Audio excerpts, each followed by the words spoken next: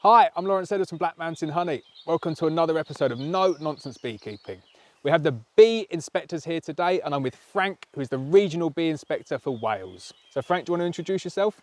Yeah, hi, I'm Frank Gellickley. I'm Regional Bee Inspector and I'm on a joint visit with Tony Davis, who's the Seasonal Bee Inspector. I know Lawrence likes to put out videos and obviously we in the National Bee Unit like to get our message across, so it seemed like it's a win-win situation. So I said I'd say a few words to Lawrence. Definitely, so thanks so much Frank for coming along. So all we're going to do in this video is we are going to run what we would normally do if the cameras weren't here. So every year the bee inspectors come out, they take a look at my colonies, they're checking for disease, they just want to make sure they're happy with my colonies are disease-free and healthy. I love the bee inspectors coming along because I learn something new every time, and I would recommend everybody get your bees onto BeeBase and welcome the bee inspectors along every single time they want to come out.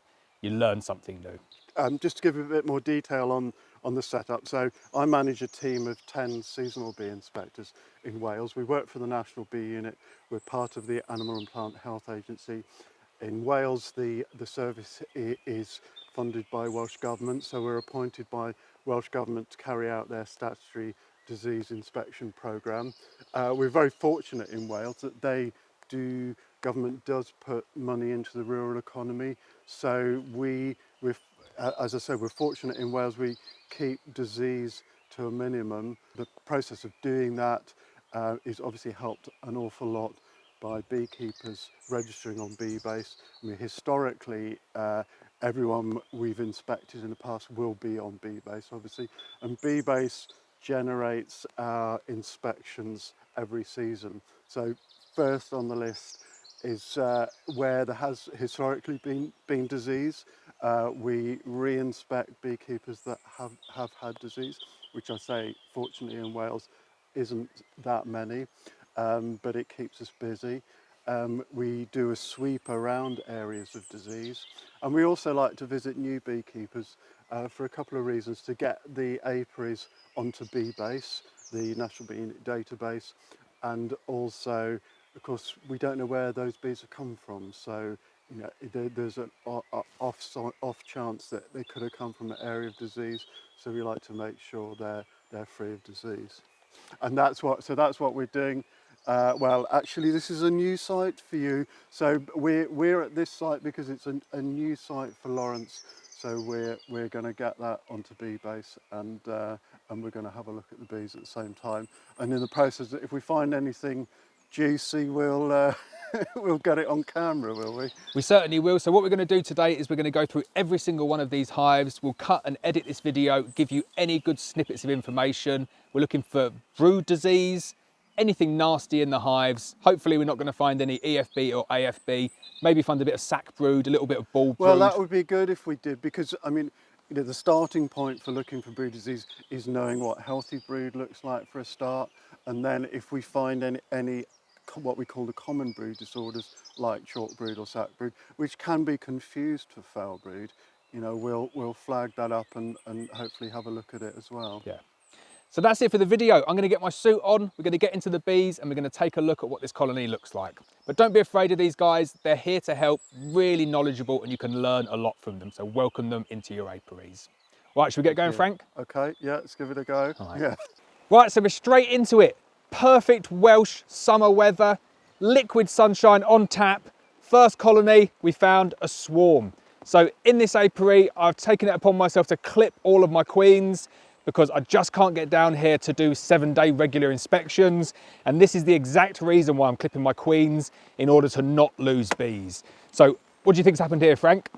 Well, so they've swarmed. The old queen has come out as on cue, but they haven't been able to get very far. And as Lawrence said, it's a very good means to not lose half your hive and have your bees end up in someone's roof or chimney. So it's what I'd call responsible beekeeping, where the swarm can't actually get very far. If you have your hive on a nice stand well off the ground with a mesh floor, very often you'll find in these circumstances the bees will end up hanging nicely from the mesh floor, and it's a matter of just carefully dismantling the hive without jarring it, and having a box handy, which Lawrence has got there, and just lifting up the floor carefully and dropping them into the box, and hey presto, that's probably where they'll stay. You feed them, and they'll set up home there. We've almost got that here. It's actually on the side of the box, so we'll just amend our modus operandi accordingly and get them in a box. So. Yeah, the rain is going to help them cluster up, but we're going to get them out of the rain now because it's going to be a bit cold and wet for them. So I'm going to get a box and we're going to tap them in. So normal practice with swarms is that you would put them directly onto foundation. You don't want to feed swarms, especially unknown swarms.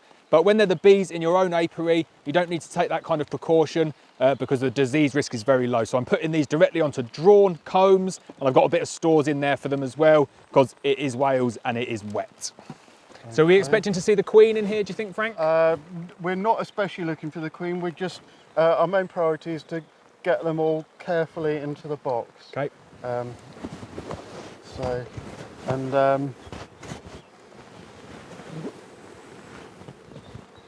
Good amount of bees? Yeah, it's not bad at all.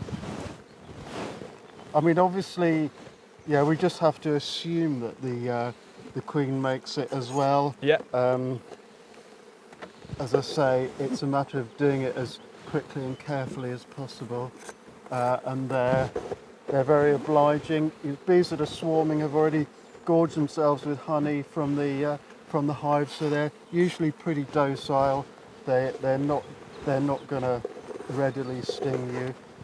So we've got most of them there now, Lawrence, I think. And right, okay, that's there's only a few stragglers left, so I think that's pretty good. All right, let's get the lid on then.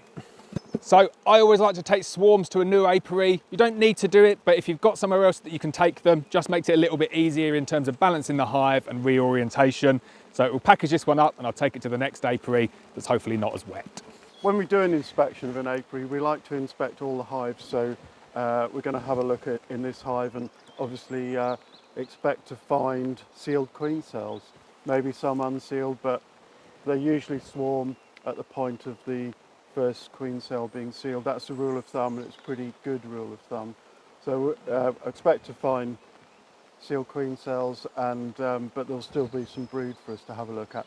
When we do an inspection, we're not interested in the honey supers. Obviously, we gauge the sort of number of frames of bees in the hive, but we're really interested in looking at the brood, making sure the brood is healthy. So we generally go straight down to the brood box and have a good look at the brood.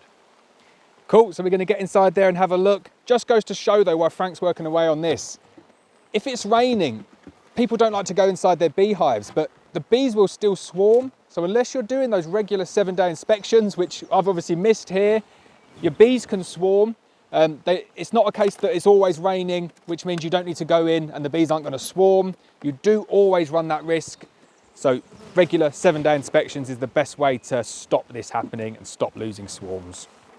So a bit of a dual purpose one, this inspection. Frank's taking a look at the brood, looking for healthy brood, looking for any disease. And then obviously for me as well, I'm looking for queen cells. I want to see if that queen is still there. We think she's probably not and that she's in that box where we put the swarm. So we're suspecting that we're going to see at least some capped queen cells, maybe some open. And then what I'm going to do is I'm going to knock them down, preferably get it down to one open queen cell. If we can't do that, we'll probably leave a couple of the best looking capped ones. No queen cells yet, so you know, it might have thrown us that swarm because we're assuming that it's come from this hive. Could have come from any of these hives, and it's just chosen that spot there because that's south facing, so that's probably going to be the warmest spot for them in the apiary with a queen that can't fly that far. So it's a good shout. We might not actually find any swarm cells in this colony, and if we haven't... I think actually we have found the queen. And Frank's interrupted me at the perfect point there. We found the queen, so chances are we're not going to find those swarm cells now. We've got the wrong hive. We've got the wrong hive, great. So hopefully the weather will improve, we'll continue. I'm pretty sure though we'll find the hive in this apiary. So we've got a clean bill of health for this colony, Frank? We've got a clean bill of health for this colony. Yeah, as I showed you in the bottom box, some lovely lovely, healthy looking brood, yes. Excellent. Right, we're going to put this one back together again. Those bees will dry out. They can handle a little bit of rain. It's not the end of the world. They put out so much temperature and heat within the hive, they'll warm themselves back up. Obviously, you don't want to be going in all the time when it's pouring down with rain, but the bee inspectors have to work to a schedule, and if it's raining when they come round, unfortunately, we still have to go ahead and do the inspections. So we'll close this one back up and we'll open up another one. Hopefully we can hunt down that colony that swarmed onto this hive.